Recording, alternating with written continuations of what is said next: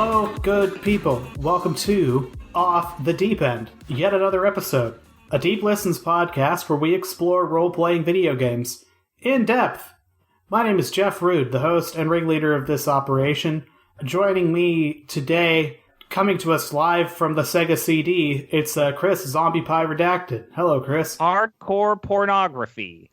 Also joining us from the Commodore Amiga, it's Braden, Arbitrary Water Redacted. Hello, Braden. Hi, I'm here to bring you the most hateful of Europe in the palm of your hand. And I guess I'll say I'm coming from the PC Engine CD-ROM, the cool briefcase add-on that they made for the PC Engine. Not the Turbo Duo, but the briefcase one. It's way cooler.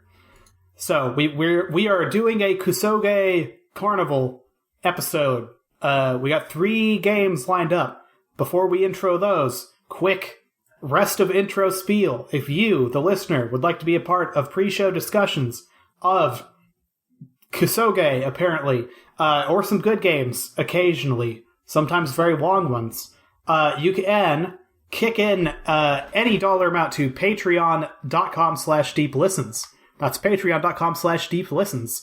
Any dollar amount gets you access to a Discord full of cool people and myself. You can also send questions about various Kusoge hits, your Super Monkey Daibokens and the like, to inquiries at deep.lol.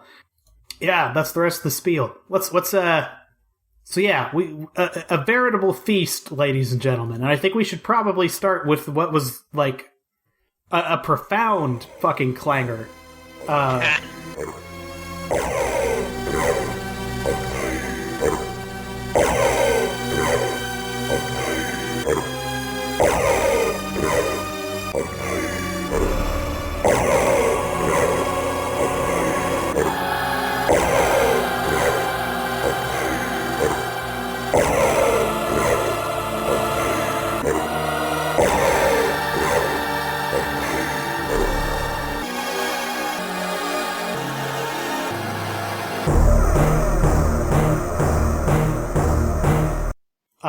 Braden, would you do the honors? Okay. Dirty butthole.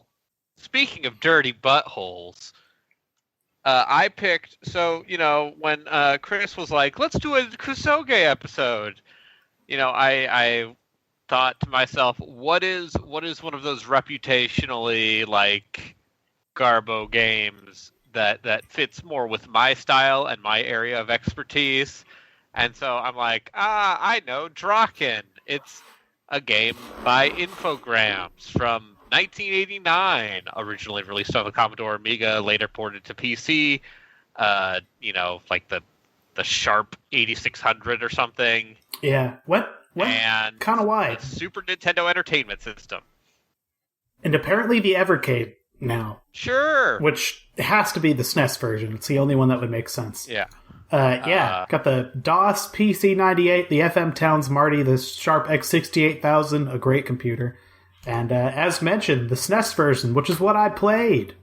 Okay, I think both Chris and I played the DOS version. Yes, I played the Steam release of the DOS version. So no one wins here. Yeah, it sounds like there are platform differences between the different versions of this game, but only like a smidge. Degrees From what of I was malice. able to gather, it appears that the SNES version is considered the best, in quotation, the SNES version of the is game. definitely the most documented because it was an early Super Nintendo game and very It was much has like that. one of 3 RPGs that was in that launch window for the SNES. Yeah, along with ActRaiser was like, I think, like the 4th game that came out on the Super Famicom in Japan. But, in America, because we run global culture, we experience things in American launch order. So Draken becomes like a launch game when it in fact came out like a few months after the real launch over there. So yeah, Draken. My first note is 4 elements, 2 poles, 0 fun.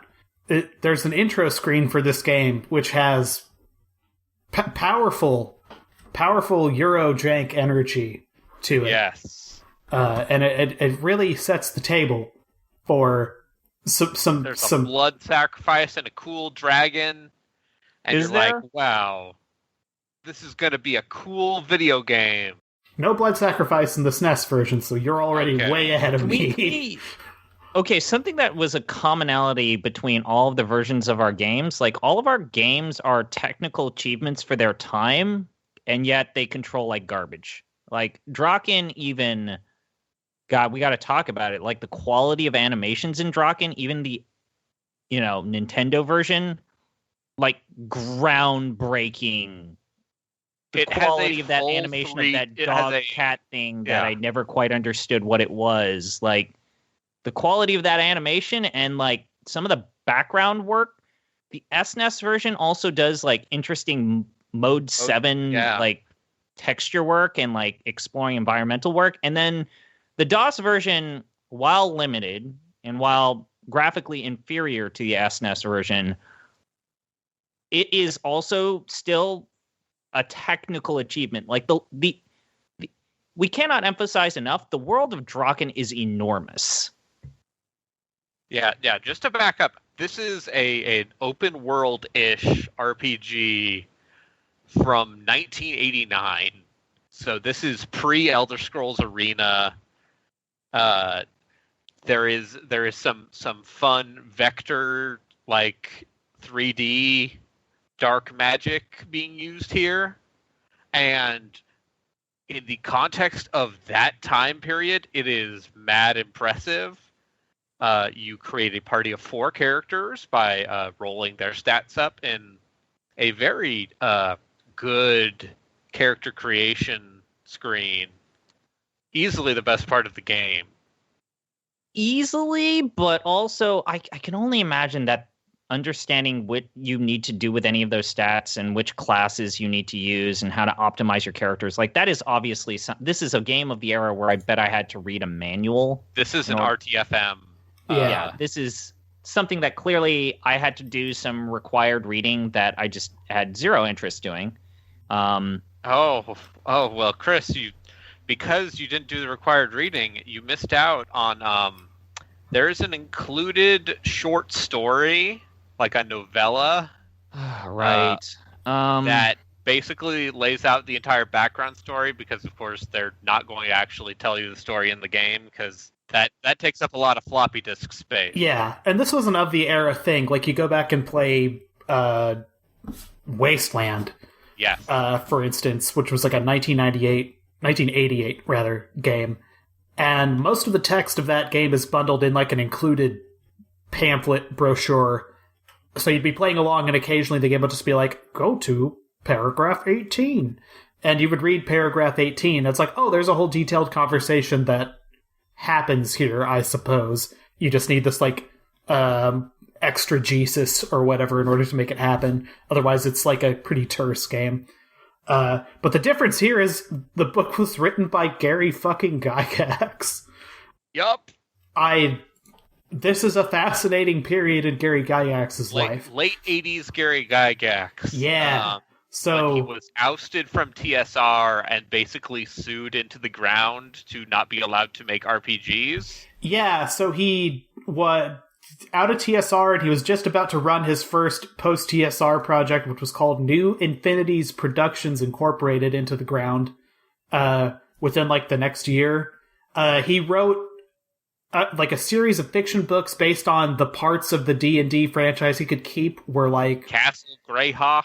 Yeah, Castle Greyhawk and D&D characters that he had come up with that were variations of his own name. Like they really they ate his lunch during that shitty divorce. But he wrote this book called Role-Playing Mastery in that period, which I wound up buying at some point for about, a nickel. Which is like, I don't know. It reminds me of those Master Course ads you'll see nowadays. Yeah, where they'll just get someone to be like, I invented grilled cheese sandwiches. Now I'm going to show you my special techniques. It only costs you $45.95. Just provide me the 16 digits of your credit card, followed by the 3-digit code on the back. Like, that just seems scuzzy. That book is a mix of, like, charming, cringy, politically incorrect nonsense It's an amazing artifact. So getting strong divorced dad energy Gary Gygax to write plot and then apparently develop some of the monster designs for this game is, in theory, kind of a get, but in practice, when you look at like what Gary Gygax was actually capable of doing unfiltered, it's like Well, this leads to probably, and I think Braden and I have talked about this before, this leads to what is a pretty important thing and misconception about D&D. A lot of the credit that gets sent to Gary Gygax should probably go to Dave Arneson, because Dave Arneson was the filter that actually took Gary Gygax's ideas and it's like, yo, we need to actually make this into a game that is fun. So let's Gary, stop drawing Gary, stuff into your art book. We need to actually make mechanics. We also need to be on a timetable. You can't just work on page 1 for like 15 days in a row. No, yeah. So very much the D&D, this is tangential, but the D&D that Dave Arneson and his friends were playing is way more palatable, relevant, applicable / recognizable compared to the D&D that Gygax was running with, like Rob Kuntz and his kids, and very much like running these hardcore simulationist dungeon crawls because he came from the wargaming background. Right. A specific kind Little of fun. Soldiers from H.R. Geiger, not H.R. Geiger. H.G. Wells. H.G. Wells. Little Wars. Yeah. I linger on this point because I feel like there's so little to linger on in this game, and I kind of just want to be done with it. But for argument's sake, Elder Scrolls Arena may be an interesting inflection point, if only because it's very easily available now in like free online forms. It's freeware. This is an experience that makes the Elder Scrolls Arena seem very guided by comparison. In some sense, the Elder Scrolls Arena is not the product of French sadists. Yes, I mean, Daggerfall seems nice in comparison to Draken. So this, oh man, I hate. Okay. This is like a quick way to like short this conversation, but I had strong Unlimited Saga vibes at a certain point playing this. It just seemed like a random shit happening simulator. Like there were inputs I can do. I can control some of these events, but generally I just roam around an overworld and make a few choices, and then occasionally I'll just die. So did anyone else have that experience? I think ZP, you should definitely save or upload some of those VODs. Here's the weird thing. You picked this game. I think between the three of us, I played the most of this game. You played the most. I played I completed the first quest of this game. I managed to complete the first quest after basically just watching you do it and realized what I had to do. So I just piggybacked off of you. So just let's go through the process of actually what do you need to do the first, let's say, act of Draken. So you create these characters. You are put out in a field. All of your characters are unequipped. Monsters. So that's the first thing where only a crazy person would do that, right? Only a crazy person would throw your characters out into a field where random encounters can happen, unequipped, basically buck-ass naked, so if something does spawn on the screen, it would immediately be able to kill your character. Because you got nothing. You're basically punching with your fists, and if you have two mages or wizards, then those characters are completely useless in physical combat. Yeah. So, first thing you got to do, you got to figure out how to equip your characters, which, regardless of which version that you are playing, is not an intuitive or fun thing to do. Then, once you equip your characters, you need to figure out how to navigate the environment. And so you're looking at this screen with your characters in the foreground and background, and you're probably thinking, there's a castle up in the background. I can click that, and I'll probably go there. Nope. No. What you instead need to do is transition your characters into action mode, which is basically you need to navigate the environment using a first-person dungeon crawl, but it's open world perspective thing. It is free movement, which is once again very impressive for that era. Not a lot of RPGs from that era had free movement. A lot of them were still on grids. Right. Sure. The problem is this environment in and of itself is completely directionless, contextless. I guess it presents this castle that you can safely assume you need to go to, but also, should you go in any direction, the game doesn't stop you until it just drops random bullshit on you that can immediately kill your characters. Yep. Which happens quite often. The infamous dog head. So let's talk about the dog head. So there are what we would call markers on the road, and if you run into them, a giant dog head will erupt from the ground and eat your characters, basically. Instantly. It will one-shot them, and apparently, I'm to understand, based on reading accounts from people who have actually finished this godforsaken game, they are a challenge for high-level parties as well. Joyful. Fantastic. This can be like the second thing that happens to you. This game feels like the extreme manifestation of the very to going back to Gary Gygax of the extreme like hardcore old school RPG mentality. Because Gygax is kind of infamous for being a hard ass on that kind of stuff, and very much. I mean, he's the guy who made Tomb of Horrors, right? Tomb of Horrors to fuck with people at Gen Con.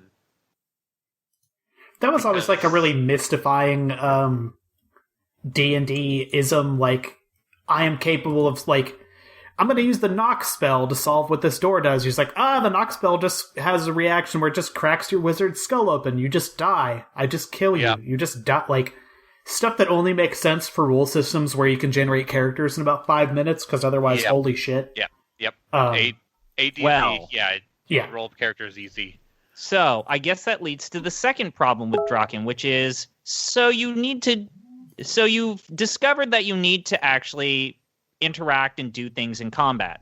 Well, how you go about actually doing combat's not exactly intuitive. In fact, Braden, I kind of figured it out. I think I was the first. I figured it out before you. Yep. Knowing how to do simple things like who is the party leader, as well as how do you have your wizards actually cast spells? Yep. Is awful. It's so you have to set your characters to either sword or these weird runes, which the game does not translate in game what those runes stand for. Got to read the manual. Whatever. Of the many things that this game does, like having its own language for a very important part of the whatever. So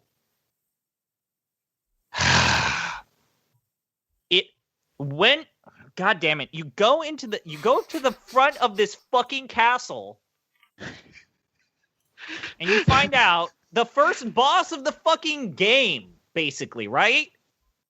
It's a moat and a goddamn shark. How many times you cross the moat? How many times did it take y'all to figure out how to get past the fucking shark? So I admittedly had the value of having watched you suffer. So I figured out the timing, but it is hilarious to see definitely a lot of streams of just you walk, you try to cross the bridge, and then the shark eats all 4 of your party members in quick succession. And it happens instantly. It is comedic. And if not for the part where like there is just a very intentional malice to all of this. Yeah, and that's the thing is like there's no visual cue, there's no audio cue as to like, so when I finally got into the castle, it's like, what the fuck did I do? How was this any different than when I did it the last time? And it's just awful. The other thing that drives me crazy, especially in the early portions of the game, when you're going through this fucking castle, the penalties for character death are so enormously high it's giving me a headache just thinking about it. To be clear, you cannot. Also, another thing that like Draken does that once again goes above and beyond even the sadistic tendencies of CRPGs from the late 80s. Like this is contemporary with what, Wizardry 6. Sure. Might and Magic 2. Might and Magic 2 was 89. Proper grid-based fun there. I'll go with you. I mean, I played all of those games well after they were released. You can save scum in those games. And to some extent, those games are built around the understanding that, like, hey man, especially early on, you're gonna have to grind your way through, and it's gonna be rough. But you can save as much. You can abuse that save system. Draken only lets you save in the overworld. You can't save in the dungeons, which is a problem because there are adventure game puzzles in the dungeon. There's puzzles, and for whatever reason, okay, so the adventure game Scum-esque interface for interacting with the environment is not good. Yeah. And the pathfinding in this game is atrocious. Holy shit. So how does it work? So the SNES version of this, the interface is like drastically different. And it's kind of funny. So like the Amiga DOS UI has like a little grid with some icons on it to the bottom right that you click on to do various things. The SNES version of this just has like one of those is just permanently a Super Nintendo controller. And if you select that, it just runs through literally this is how you play the game. But there's no way to just like quickly get to what you're looking for. You have to scroll through like about 30 pages of like single screen text just to be like, this command does this, this command does this command does this. It's very helpful and good and great. But yeah, getting into dungeons, you toggle like the movement interface to like individual person and then wind up using the D-pad to guide them around in a way that just feels awful. Is that comparable to what you guys experienced or not? No. We have to point and click. There's right. Point and click. Proper Scum. Yeah. You have to navigate your character over to the item in question, and then you have to press the take button, which, to be clear, this little 3x3 grid of icons, it's just a bunch of nonsense icons that all look the exact same. Like the talk button is just a big question mark. Yeah, which they replaced with a mouth on the SNES, so, you know. Oh, God. Yeah. So, Quality not of only life. that, but, like, I don't know if Braden, you got better at it, but just like casting a heal spell on the DOS version, you have to line the characters right. Like, and then you have to right pixel click. perfect. Yeah. So you could be casting a heal spell onto one of your characters and it completely biffs it because, I guess you were 2 pixels forward rather than right perfectly aligned. So you almost have to use like pieces of furniture to heal characters. Because you have to cast the spells, the heal spells, in the screen. You can't just cast it in a menu system for us. Yep. And there were just times where it's like, I need you to pick up this item on this desk, and instead, I guess you're just going to go serpentine around this fucking, like, pillar. Great, awesome, cool. It's a bad game. Yeah. I think it might... I think I'm going to formally request that the main podcast recognize that Draken is the worst game ever played in the Deep Listens network. This is worse than Final Fantasy 13. Worse than whatever bullshit It's interesting Gino has subjected to his this podcast. Game definitely got like pretty middle of the road reviews. Like, I mean, it's a beautiful game. Like it is ambitious. Technically impressive. It Yeah. is Technically ambitious. this is going, and also, dear listeners, this is going to be something that recurs throughout this series. Is like all of the games we picked surprisingly technically competent, but hot damn, the part where they had to make a game The combat sucks. is a just a flaming mess, a chaotic mess of bad pathfinding. Where And, your like, even characters doing- flail Did any of wildly. you figure out did any of you actually level a character up? Because Yes. That was like one of the two things that happened to me in my brief time with Draken. Yeah, it just randomly happened too. But it grokked a thing, and like health went up, and I was like, "Oh, Braden, were you able to?" I think maybe our version, the experience points is just. Maybe. They probably changed the difficulty curve. It would not surprise me at all. There were a couple fun changes. I want to point this one out to listeners who aren't going to care about Draken when we're done talking about it. So, French game, right? Got translated. So it was pretty much directly ported by Kemco into Japanese, and then ported back into English by Kemco, apparently with help from someone at Infogrames to do the translation. The original text of this game has an Emily Dickinson poem in it, more or less verbatim, which was translated by Infogrames into French, which was then translated into Japanese for the Kemco version, which then got translated back into English. I don't have the text from the Super Nintendo version of this, but I have what I think the French translation was translated back into English from the English release of the Amiga version. So the original text the poem is A Secret Told by Emily Dickinson, which I'll just read because it's like literally 3 sentences. It is, a secret told ceases to be a secret, then a secret kept that can appeal but one. Better of it, continual be afraid than it, and whom you told it to beside. That's just because it's Emily Dickinson and we're into the romantics or whatever. That somehow got translated into French and then back into English, and at that point in the telephone game it became, when a secret is told, it is one no more. There is no mystery but the one which is one's own. Apparently a wizard tells you this at some point in the game. Amazing. It's bad.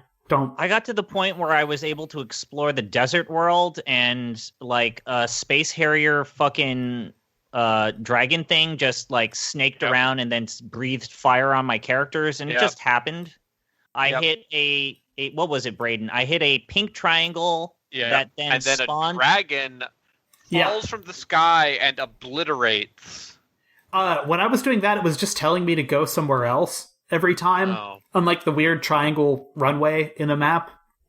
Oh, that seems like they made it maybe better. Yeah, clearly they softened the edges on this one quite a bit. I guess the one other note, this got a sequel that was not developed by Infogrames, but was developed specifically by Kemco, called Dragon View, which has an overworld that is kind of similar to Draken, but it has random encounters, but you can see them before they're coming, so you can avoid them.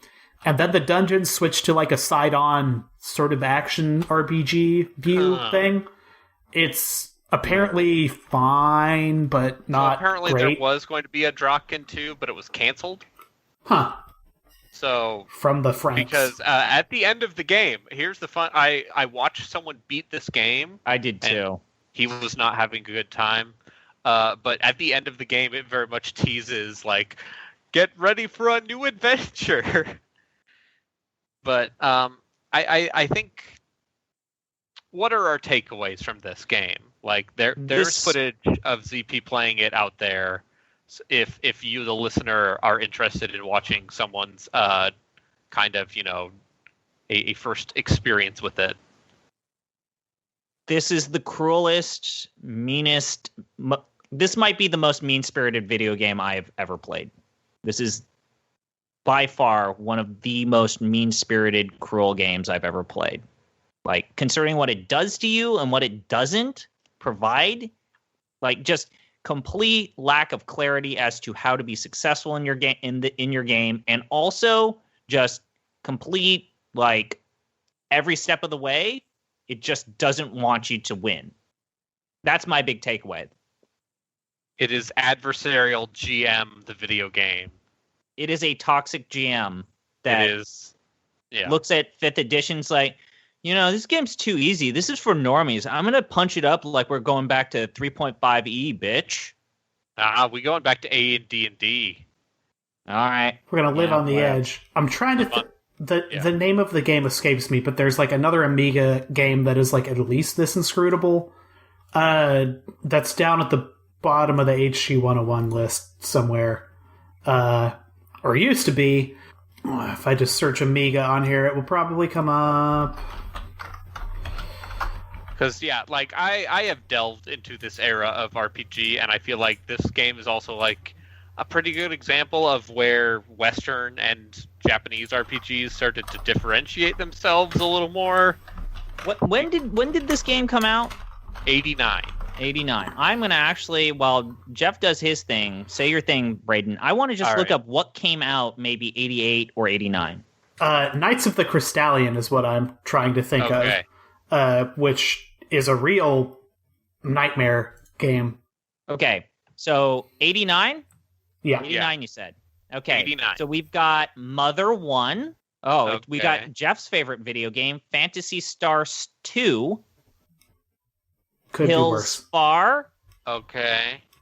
Curse of the Azure Bonds. Okay. Oh, shit. We got a future Kusoge pick. We've got Sweet Home. The First, Final Fantasy Legend Game Boy game. Okay, the first Saga game, yes. Yeast 1 and Yeast 2 compilation. Yeah, fuck. Well, we've got Quest for Glory 1. Okay. We've also got Yeast 3 Wanderers of Yeast. Came out the same year. Yeah. Oh, weird. We'll get there. We'll get there. Hey, is this the worst game we've played? This is the worst game we Great. will probably ever play for this podcast, unless we delve into darker tunnels. But if Jeff will refuse to stop vetoing my virtual Hydolite idea. no, we're not playing Virtual Hydolite. Draken at the bottom of the list. Also, virtual fucking emulation on the Saturn's a fucking tire fire. Just get into Mednafin. Just do it. Mednafin for life. I think the point I want to make before we move on is that this game feels like the logical extreme and extension of the Gygaxian mindset, which is funny because, you know, Gygax was involved in this in some way, and is very much about punishing the player to the point of like, no, listen, do it again. You messed up, do it again. And I that is so foreign to what I want out of most RPGs these days. And even when I do want like a difficult grind, because, you know, I like a good dungeon crawl now and again, Draken adds in the Eurojank element too, where it is very ambitious, but also very, like, it has a lot of ideas and doesn't know what to do with them. The combat is unmanageable. The progression is inscrutable. That shark will eat you over and over and over again. And I think it is amazing. And I also think it's the worst thing we will probably ever play for this podcast. Okay, I've said my piece. Jeff, what do you want to say? With the SNES version of the game, it's vastly superior, right? No, it is not. I would not recommend playing Draken in any of the myriad forms that exist in. It's, I think at its core, one of the more flawed things I've had a chance to look at. And it's not like I'm above weird, inscrutable stuff you have to feel your way through, I guess.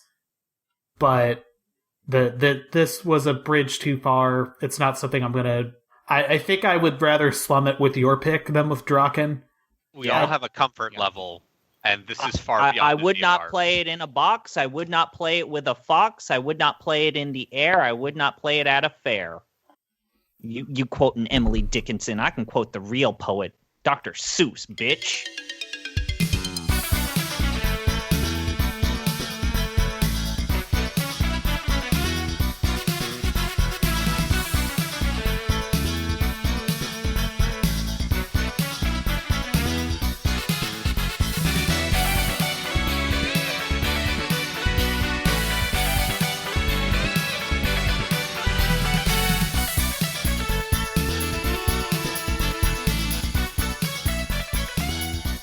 CP, would you like to introduce your game?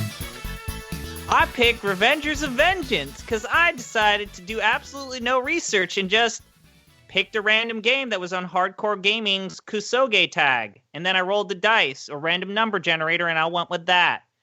So we should talk about my original idea for the Kusoge episode, which Jeff warned me. It's like, hey, I think literally your game's not going to have any content whatsoever. I don't remember this. I wanted to do Deadly Towers. That's right. Oh, yeah. I think it's just called Masho in Japanese, I think. So anyways, I originally picked Deadly Towers, and Jeff was like, we're literally going to only be able to play like 15 minutes of this game and say bad and then move on. And so it's like, okay, fine, I hear you. Yeah, and like the thing about that is I played Draken for, in the grand scheme of things, not much longer than 15 minutes, but there's stuff to talk about. The Gygax stuff, the Eurojank stuff, but Deadly Towers is just like, yeah, this is unpleasant. But what you chose has some stuff going on.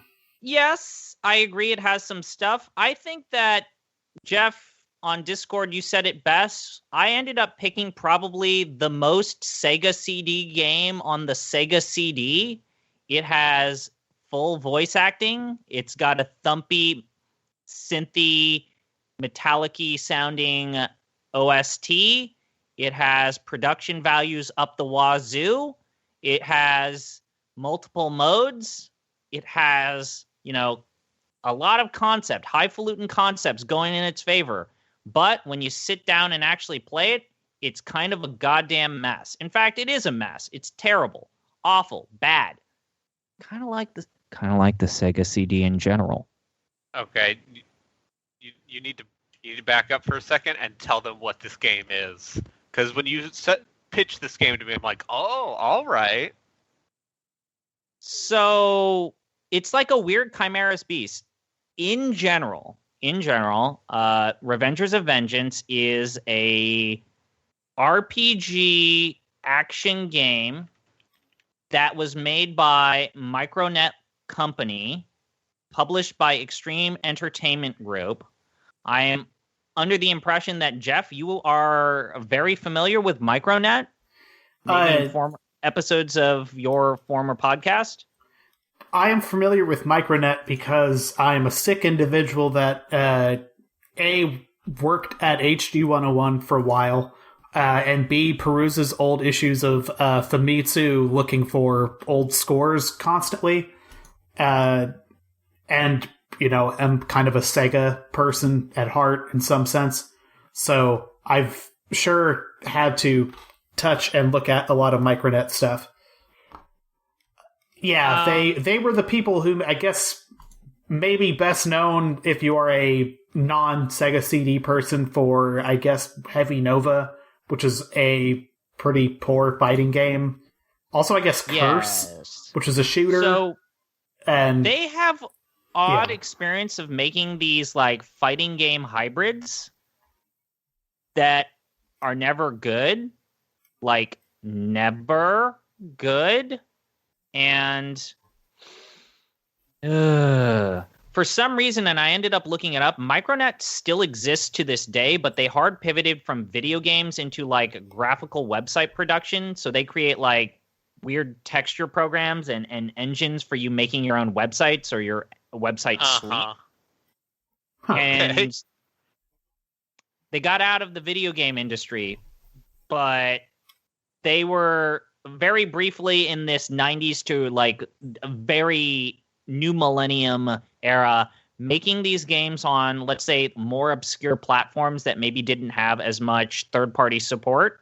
Like that was kind of their jam, was like collecting a paycheck from Sega to make games on the Sega CD to compete against such wonderful consoles like the Super Nintendo or just the Genesis in general, because the Sega CD's distribution was not great. It was also expensive. And so they had done some weird hybrid fighting game RPG action-y things before, like Jeff said, Heavy Nova. And for whatever reason, they got money to make a game, Revengers of Vengeance, that is a fighting game that also is an RPG. and has multiple characters that are fully voice acted in cutscenes that exist in the beginning of the game and apparently at the end of the game. But I didn't finish any of it, so I didn't see all that stuff. No. It has a very, let's just say, well-versed original score that, for whatever reason, doesn't properly loop. There's a soundscape I associate with early CD games.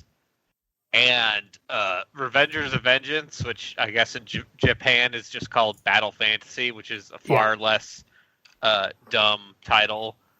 It is the most like, do you like MIDI guitars? Yeah, God, the quality of the audio. Like, I don't like this era of music. I've been on record in saying I think this era of music sounds like ass. I just don't like the sound, especially on the Genesis Mega Drive, where you just get nothing but a bunch of shitty sounding, tinny, MIDI fucking drums and just piano beats that sound like this has ass. the power of CD-ROM technology. Yeah, and they you use see, it to its fullest extent. Like, I think you're crazy because Genesis music in the right hands sounds incredible, but when you get into CD stuff, that's when sample hell Streets happens. of Rage 2. Yeah, I mean, you don't even have to go that deep. Like, Battlemania, Daiginjo, and For every game like that, Jeff, there's a Strider. which sounds fine compared, No, like, it I don't sounds know. awful. I mean, it sounds like the arcade version sounded at the time, which was also of a time, you know? Like, I don't know, I'm playing a lot of mid-'80s Namco stuff, and it all sounds like a broken ice cream truck. Conversation, Jeff. Okay, moving on. Yeah. Hey, let's talk about the quality of voice acting. It made me laugh. It's silly. Of its time. Of its time. There's actually an Austin McConnell YouTube video about why was early voice acting so bad that you can look up, and it's very good, and it talks about this exact subject. Moving on, the actual fighting game part of this It's poor. is poor. Yeah, it was it was like just at peak, let's all copy Street Fighter 2 with none of the, like, Mortal wisdom. Kombat 2. You had two different types of fighting games Fair on enough. consoles at this time. Street Fighter 2 or Mortal Kombat. This one Those are the choices. very much goes for the SF mode instead of MK mode. But and the biggest problem I have with this era of games is if you're not deliberately designing something with 8-way controls, like you don't know what you're doing with 8-way controls on the directional pad, and you're just trying to like emulate the arcade feel, like doing quarter circles and half circles on a D-pad sucks shit. It's just awful. You are high on drugs, but also this game is so stiff. Even when the moves came out, it never feels good. And the moves don't come out when they probably should, because the window is so narrow in terms of inputting There is a your sluggishness to the control that even when I was using a gamepad, it is a Z tier, like, slow fighting game that has constant slowdown, which is not what you want in a fighting game. If you get more than one projectile or fireball on the screen, the game just slugs. It is a sluggish crawl. The thing that impressed me is that to do, to be reductive, like kind of a Street Fighter clone-ish system, the starting character that they stick you on, I think was named Glendola.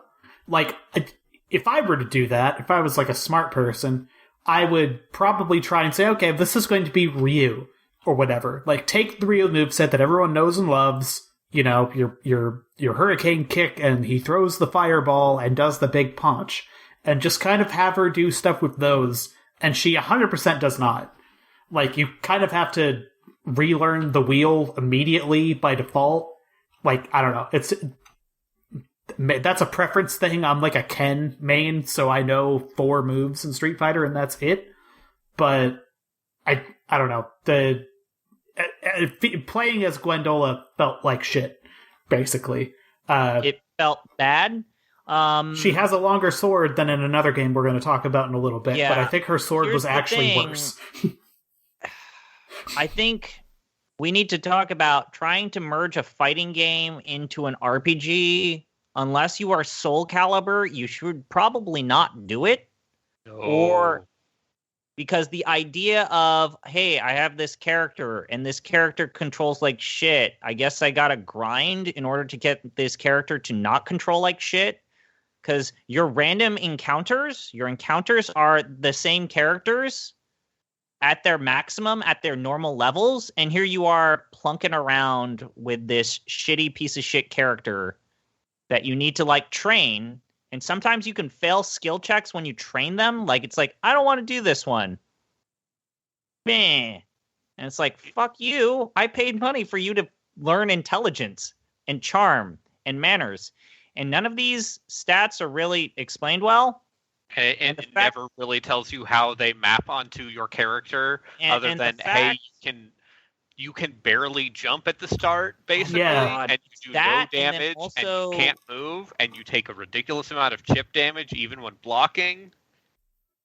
And it's not only that, like, you train separately from where you level up. So you have to go to, like, the weird, fortune teller to level up your character, which the game does not tell you about.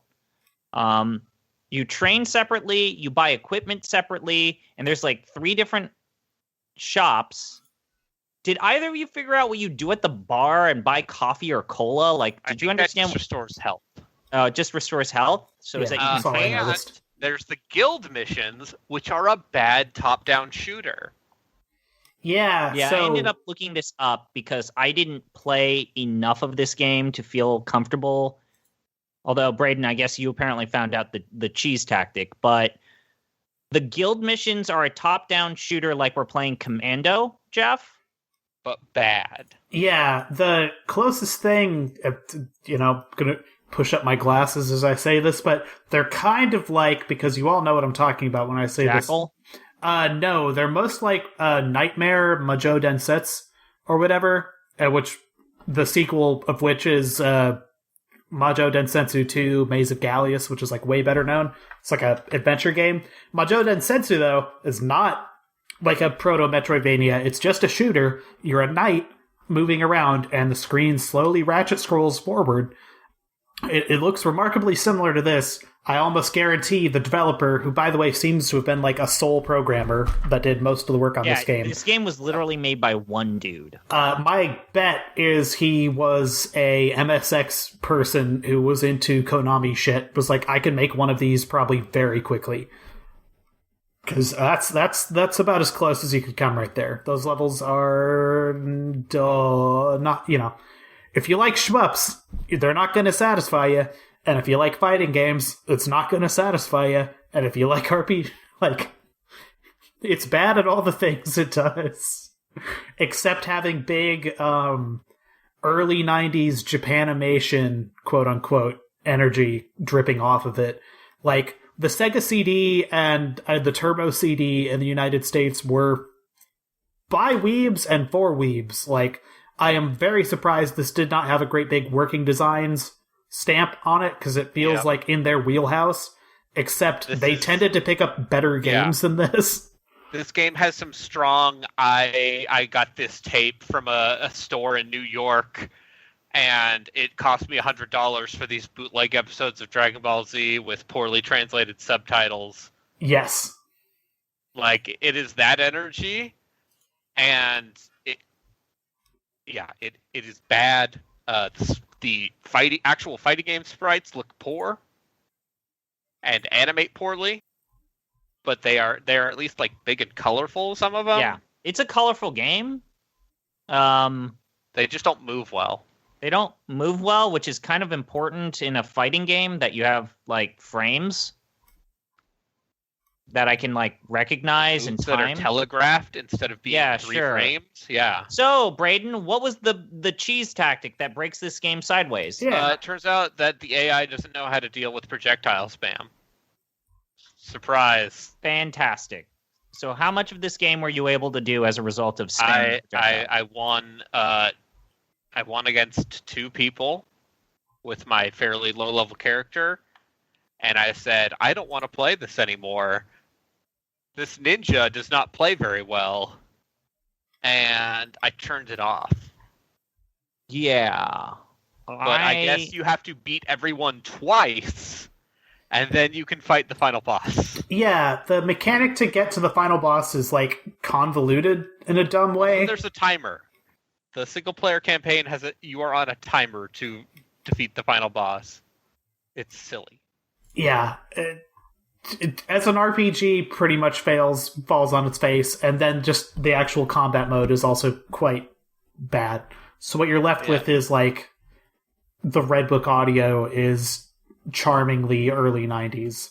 And I guess just, like, it's remarkable that like, you look at the list of Mega CD games that didn't get a localization at all, and then you look at this being one of the ones that they decided to, like, chum over here to the people who bought a Sega CD. Not only localize, but to give full voice acting. Yeah. There's limited cutscenes, but also voice acting. Like, strange decision making. Would you say that this game is better than Xenosaga Episode 1? No. No. What about Ultima 4? No. What about Fire Emblem 1? No. What about Draken? Yes. Yeah. You can at least understand more or less what is going on at any point, as opposed to Draken, which is just kind of I don't know. Sometimes you'll just get too high and not understand anything and don't want to be a person no more. And Draken makes you kind of feel like that. So, Revengers I of at Vengeance. least laughed when I played this game a couple times. Yeah, it's got just good garbage Kusoge feel, like classical Kusoge. Draken's I feel like a little my more. pick was a classic Kusoge pick. Yes, resoundingly so. Solid work. You from now on should just choose all of our garbage. No, because then he's going to make us play Virtual Hide-Lide. Well, the thing is, he won't buy a Saturn, and he can't figure out Saturn emulation, so I think we're safe. Okay, thank goodness. But really, we should all just buy Sega Saturns. They're pretty cool. No, I saw how much they are. Yeah, man. Everything went crazy. I play on a Saturn. Go in English. Go be like me and buy a loose copy of Panzer Dragoon Saga about 4 years ago. Yeah. Listen, my upper limit is that copy of Xenoblade or Xenosaga Episode 3 that kickstarted this entire podcast. And well, I paid about that much for the loose one. Stop sending me emails about Rule of Rose and Haunting Ground now, because they're like, "You're an idiot. You want to buy stuff that's more expensive?" We got one, guys. I will not be. Listen, I would consider streaming Rule of Rose, but I am not paying money for it. Yeah, that and like Kuon, I think, are like the real white whales, and Rule of Rose. Isn't I understand. Kudelka also super expensive in like that vein too. Yeah. Kudelka is also expensive. Rule of Rose, though, apparently runs like okay in other ways you can play PS2 games, but Kuon apparently does not. Or at least did not for a long time. Maybe it's better now? So, I don't know. Play it any way you can, as Snestrunk says, when he's clearly saying, go to a website.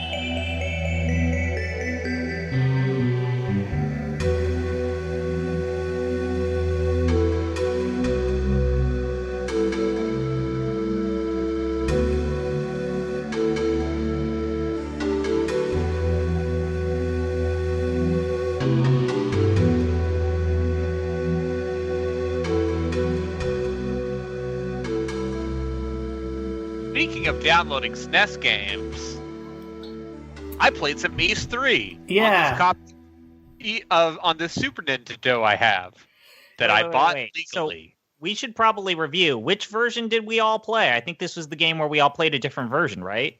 Yes. Yeah, Ys 3. aka East Wanderers from East, by Neon Falcon, published by Neon Falcon, originally for the NEC, PC 8801 and 9801, neither of which we played. Subsequently came out on the MSX2, the X68000, the PC Engine CD, the one I played, the Super Famicom, the Sega Genesis, and the PlayStation 2. I played the PC Engine Turbo CD version, because this one got localized, which is crazy. For American weebs, who I was just dishing shit to a little bit ago. ZP, what did you do? I played the Mega Drive Sega Genesis version. Hell yeah. Good music. I played the Super Nintendo. The bad music. Which is the version that has a scene that is now my profile picture of just Adol, Sirius Beloved, Adol Kristen. Yeah. Looking like a complete goober. I would say the Genesis version and the TurboGrafx 16 versions look a little bit better, but that comes at a cost because the translation in those versions is awful. Yeah, it's really not great. My favorite mistake that they make is the word herb is occasionally spelled harb, where the E is replaced with A. That kicks but not always, ass. just sometimes. One thing I want to say, the TurboGrafx 16 port has non-subtitled, fully voice-acted cutscenes that aren't in any of the other versions of the game. So that all that CD storage had to get used for something. Yeah, I think this game... I don't think this is Kusoge. You two can disagree. I think it's just like a decent game that has like a real serious problem when you play it. Which is that playing it's not very fun. I don't know. The fact of the matter is that, and I think Braden and I were kind of talking about it while I was streaming it, is like, you stop and look at how long each of the levels are. It's literally like a minute to 2 minutes of like cutscene storytelling. It's 2 boss battles for every level, and it's 1 to 2 hours of grinding. Yeah. Like there's no connective tissue between these levels, and it has managed to take out kind of the, what Ys as a franchise kind of built its reputation upon, which is creating these welcoming, kind of fluffy, yes, fuzzy mittens JRPG experiences for newcomers. This is not that. Ys is a good... The feeling I get from Ys as someone who has not played a ton of Ys, I've been playing some Ys 9, it's alright, but is that Ys is very much like the straightforward, like, it feels good for the numbers to go up action RPG. And Ys 3, Wanderers of Ys, is a interesting departure from that, in that it is bad. Yeah. And also a side scroller like Zelda 2. That's instead of a top thing. down. Yeah, they went and took Ys 1 and 2, which are to push back on ZP just a little bit. I don't think these are necessarily like easy games necessarily. Like, go back and play Ys 1. Yes, it has bump combat, and you'll either love that or hate that. I got used to it and think it's pretty damn good. But Dark Fact in that game is a motherfucker. The boss fights in Ys 1 are no joke, and then I've like played about half of Ys 2 at this point, and then put it down. They're kind of rough. Ys 3 is kind of a cakewalk, and apparently the console versions, they made them even more cakewalky. The Turbo CD version has apparently got a reputation for being like very toned down. So, caveat emptor. But I've played the other versions of this game, and they're not bad. It's also short. But yeah, so you went from top-down to like a side-on Zelda 2 or Dragon Buster perspective. I think the Dragon Buster comparison is maybe more apt, because I think the real problem with this game basically come down to either this is a really crummy sword that is like one human dick long that you're trying to fight with, or every hitbox in this game is just a little shit. So, like, grinding and making the numbers get big in an Ys game is kind of a fun go hit things game. Like, I don't know. The combat is, like, satisfying, or I don't know, I've enjoyed it. But this one, not so much. It's, once that part breaks, then it just becomes very tedious to go and stab things repeatedly to make the numbers get bigger. And the whole thing just kind of falls apart as a result. But the presentation's very good. Yeah. So Jeff, I think I might agree with you in the sense that, like, this game maybe does not fit the spirit of Kusoge in terms of it is not like it is not a lovable shit game. It's just like an experiment that maybe doesn't pan out super well because the hitboxes are very bad. They're bad. They're just straight up bad. But it does not have the like magically shit energy, we'll say. Yeah. And like each version's got its own problems. Quirks. So like this came out on the Famicom and it's very rough. It's the last Ys game. I think that first one came out on Famicom. I don't know why they bothered because it's just quite bad. The 8801's got like pretty bad scrolling. The 9801 is only like marginally improved. The MSX2 version's like a ratchet scrolling game. The PC Engine version, the parallax in the background is pretty bad. The Genesis version that got localized, the translation is pretty awful. And then, this is not me dunking on the Super Nintendo music generally, which I think is generally not great, but specifically, it's like the worst version of this soundtrack, which is otherwise very good. So, the Turbo CD version sounds great. It's fan-fucking-tastic. Once again, that early 90s CD music energy, but in a good way, as opposed to Revengers of Vengeance. Powerful, MIDI great guitars. energy. Yeah. MIDI flutes, MIDI everything. Yeah, if you want maybe the best version of this game, it's probably the X68000, which is useful to the two of you who are into emulating that platform. Or I guess. You just play the remake of this game. You play Oath and Felghana, which is a retelling of Ys can we talk 3 about that? using the they basically Ys 6 hard engine. rebooted Ys to remake all of these early games and to make them better. And yeah, Ys 3 was straightforward. Ys 4 is a lot more complicated, but Ys 3 was just like, what if we took Ys 6 and then retold Ys 3 with that? And it turns out that's how you make one of the best fucking games of like the last 20 years. It's all you needed. Oath and Felghana is a goddamn masterpiece. Like, people really like that one. Start to finish, fucking amazing. I mean, it plays well. I just You don't like the E6 engine? You don't like the look of those games? I don't like the look of the E6 engine. I think that engine looks like shit. Oh, I love it. I love that I think Falcom. it looks like some Game Maker bullshit. That early 2000s Falcom look, which is also in the first. I like the Sky Ys trilogy that are coming out now. But man, that like PS2, because I played a lot of the Ark of Nepishtim. That is the Ys game is probably the Ys game I played the most.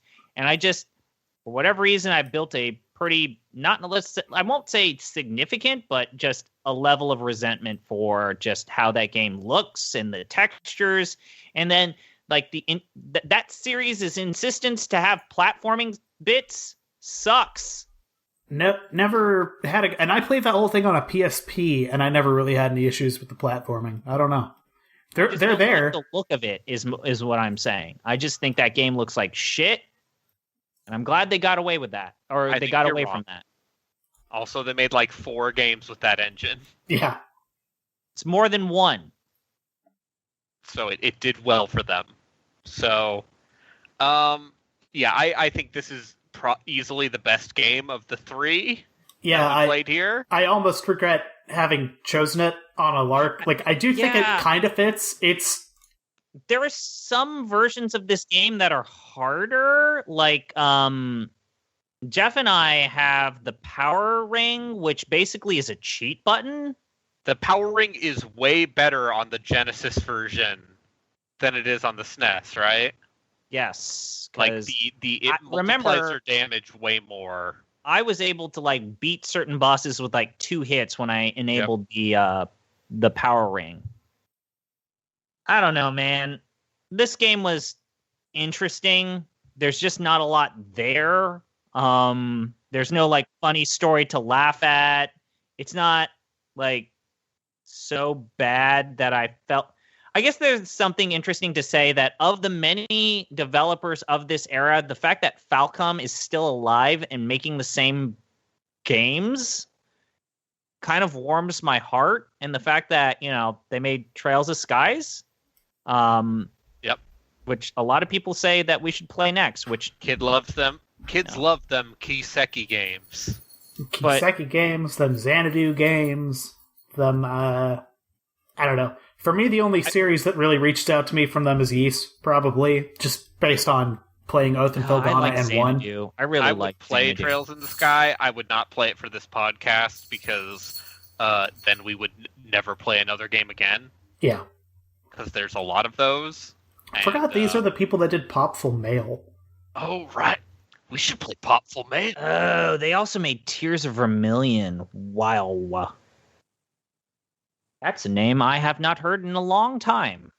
So, yeah. Ys 3. Legend of Heroes games. Those Legend of Heroes games might be something that we check out later. Trails in the Sky is a Legend of Heroes game. I mean, like the Dragon Slayer era. Oh, Dragon Slayer era. Okay, Grandpa.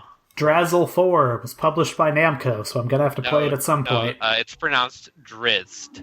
Nope. He's got 2 scimitars. Drazzle family. Where's the Legacy of the Wizard? That's what it was called in America. Dragon Slayer 4, Drazzle family. Dragon Slayer. Draz-Slay. Right. They made a Ys Trails series crossover game for the PSP. It's a fighting game. It's a fighting game. That's There's right. There's an Ys versus Trails in the Sky fighting game for the PSP that only came out in Japan. That sounds kind of awesome. I bet it is. A PSP episode. We should do a PSP episode. Yeah, that is like all of the Sega CD, Turbo CD energy just rolled into the PSP at some point. Just like horrible import culture, horrible weeb culture, just all of it. It's all there. Do you want these scantily clad witches? Yeah, incredible piracy. Crawlers with half-naked anime chicks in them? The PSP and Vita are here for you.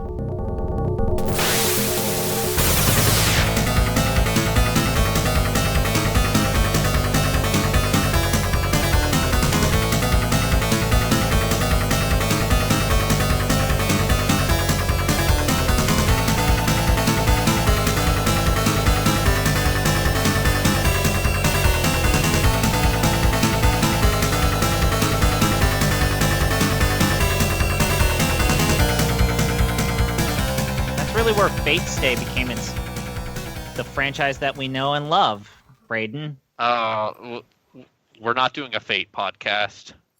We're totally doing a Fate podcast. I will commit acts of heinous violence. I want to talk to you about Gilgamesh. I love Gilgamesh. I want to talk to you about how Gilgamesh is your Baradati. No, I like the part where he summons 1,000 swords. And I like the part where in Unlimited Blade Works, he's just wearing casual clothes. We're talking about anime, Jeff. I'm scared. Anyway, I'm scared. Speaking of anime, I'm scared. Hey, what are we planning? Ys 3, no, wait, before we do, Ys. we have to put it on the official Ys list. 3. Better than Draken. Yes. Better than Revengers of Vengeance. Yes. Here's an actual interesting question. Is it better than Fire Emblem 1? No. I'm gonna go yes. I'm going to say no. Fire Emblem 1 is recognizable as a Fire Emblem game, even if it is basic and boring. And here's something that's in Fire Emblem's favor. Like, what of Ys 3 was sustained and actually had an impact on the industry I know I always get shit for like mentioning legacy as part of the ranking of these games, but like literally this game is a one-off that lives and dies here. Yeah. It got turned into a game that is better than every Fire Emblem game. Like ever. Now Okay, you are you a are crazy provoking person. me now. Okay, I will play Oath and Felghana at some point. East 3 goes between Fire Emblem, Shadow of some stuff, and Revengers of Vengeance. That's fair. That's fair. Thank you for your time, Falcom. What are we doing next? Well, it is ZP's pick. yeah, next. I forget. Was Xenosaga Jeff or Braden's pick? I forget. I forget. I think I'm going to take credit for that because I don't want to think. So, Okay. So I think that the general rule of thumb is we pick a long game and then we do a short series. I guess that's our A format short now. series, or we do some short episodes between long games. yeah. Okay. So I get to pick the big game, the big one, the Papa one game. that takes time. The Papa And Bear. I've done very little research in terms of what our stopping point is. I don't know. I don't fucking know. Normally we'll hash this out on Discord, which you can join and be a part of this discussion by donating $1 to what's the link, Jeff? onlyflans.com/deeplistens. Oh, you're Capital DEEP. You're making our boss so mad. It is patreon.com/deeplistens. Patreon.com/deeplistens. Patreon.com/deeplistens. So anyways, I want to play a fun game. We've not played a lot of fun games, whether We it's played Final Xenosaga. Fantasy or this podcast. We played a lot of things that just, you got to grit your teeth and just be like, ooh, ee. I feel like sometimes the anime lady that's like, What anime are you watching? I want to play Grandia 2. Okay. Grandia Gentlemen, which version of Grandia 2 will you be playing? Jeff? 2. My Dreamcast is being worked on by Krista at Oh Poor Pup on Twitter. She is doing some sick mods. But as soon as I get that back, I will be playing the Dreamcast version. AKA the original. I will be playing the Steam port PC version, which I believe is the PlayStation version. I believe it is upported from the PlayStation version and made HD. I don't know. I will also be playing the PC version, except I bought it on GOG like 6 years ago. Great. It's also on Switch. This is going to be a fun one. Again, I still don't know what our first stopping point is. We generally speaking like talking about mechanics. I will say I have not played a lot of Grandia 2, but I played a lot of Grandia 3. I love how this franchise plays based off of that one game, and I realize that is a limited sample size. I feel like this series should make a comeback. I feel confident in saying that. So we'll look forward to talking about pseudo-actiony, mash combat systems, a protagonist that's a bit of a dweeb, and also you're going to want to punch him in the face real hard. But, People say that Grandia 2 has one of the best combat systems in a JRPG. I have heard that claim made. Indeed. Same. Braden, we have met that person who has said that repeatedly, even though they are no longer an active member of the Giant Bomb community. Yep. I sense a story that I will never hear. No. So I'm saying that I'm looking forward to it. Yeah. I'm looking forward to this too. I don't think I've picked anything that will inflict I think harm. it will be lighter than Xenosaga was, because I will not be forced to furiously take notes every time a cutscene happens and characters discuss 18 different things while a crazy genetic experiment let me man look up rips off how his head. long is Grandia 2. So it looks like 30 hours. Thanks, how You long just to did the beat. main story, which is... I get it's a long one, So, but it's probably going to go faster emotionally than Xenosaga. I think the HD version might have a turbo button. I'm almost confident it does. But by comparison, Xenosaga Episode 1 is listed as 40 hours. Yeah, Okay. pretty much accurate. Okay. Yeah, it was Okay. 35 for me. That So checks it's about out. 10 hours, let's say 10 hours shorter than Xenosaga Gentleman's. Yep. Yeah. I guess for me, this will be exciting because this will be like the first game I think I'm going to try to start through, finish through A, on the Dreamcast period, I guess, but B, on this hot mode that I'm using. Oh, you did. It's going to be Grandia instead of Skies of Arcadia. Yeah, I need to figure out how to get the save downloaded DLC shit squared on my Dreamcast before I do that, because there was DLC for that game of some sort. Let me tell you about save management on the Dreamcast. It's fucking terrible. Yeah, GD-ROM, son. Let's talk about it. GD-ROMs are fine, but those memory cards are like, okay, they don't use normal spatial units like you or I would think of, like a kilobyte. They use like blocks. They're from that fucking period of time. And each memory card is like 200 blocks, okay? There are save files for games that are like 180 blocks big. So, functionally, you need like... And, you know, when you make a controller that has 2 memory card ports on it, you should already be like, why do we need this? It's like, maybe we need to change some of our decisions. At this point, I'm thinking of buying a second controller just to get 2 more memory cards, just so I can mule saves back and forth from those fucking other memory cards on the other controller that I won't even use. Anyway, so... All right, I actually, you know what? I'm gonna do this. This is a bit of a tangent. I got Jeff here. I want to pick your brain real quick. I realize we're supposed to wrap up. Jeff, this is something that Braden and I got into a kind of a little debate. Maybe you can be the vote decider here.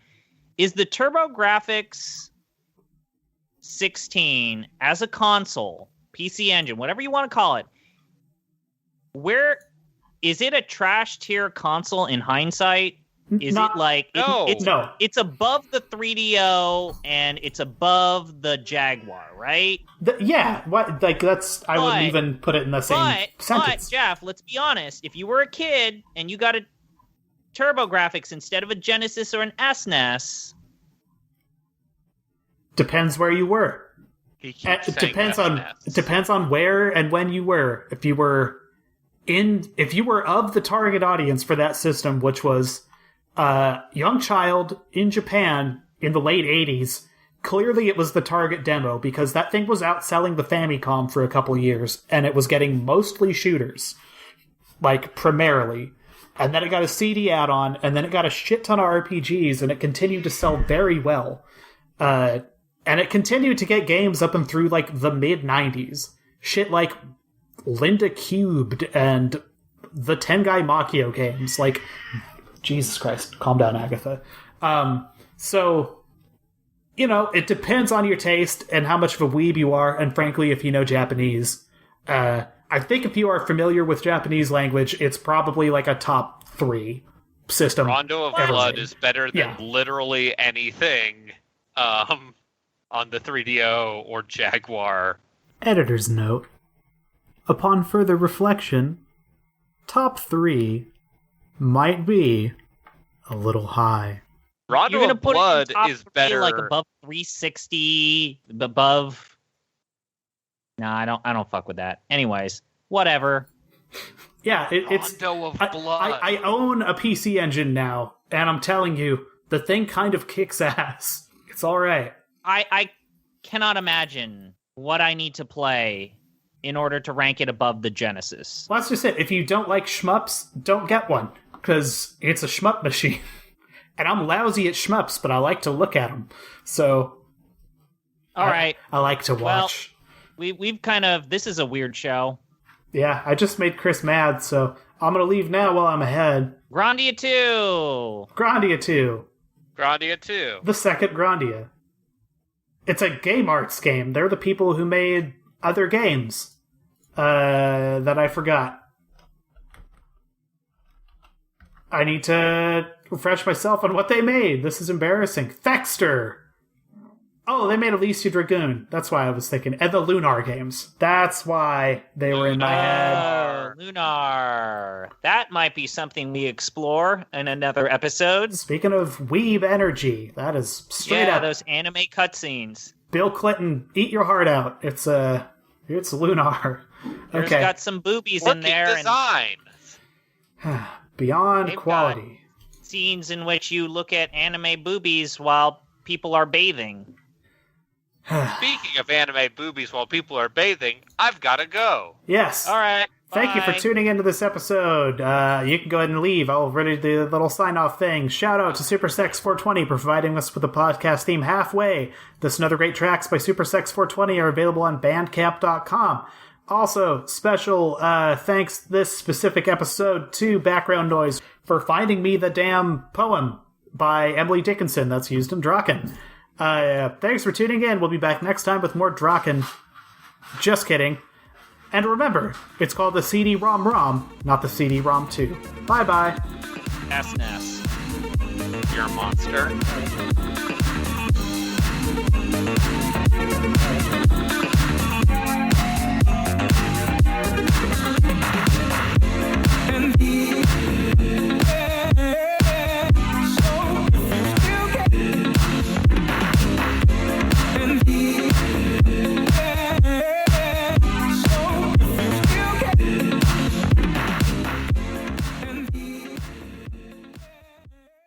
This episode of Off the Deep End was recorded and edited on the traditional and ancestral territory of the Nisqually or Nisqually people, who have lived on and stewarded these lands and waters since times immemorial.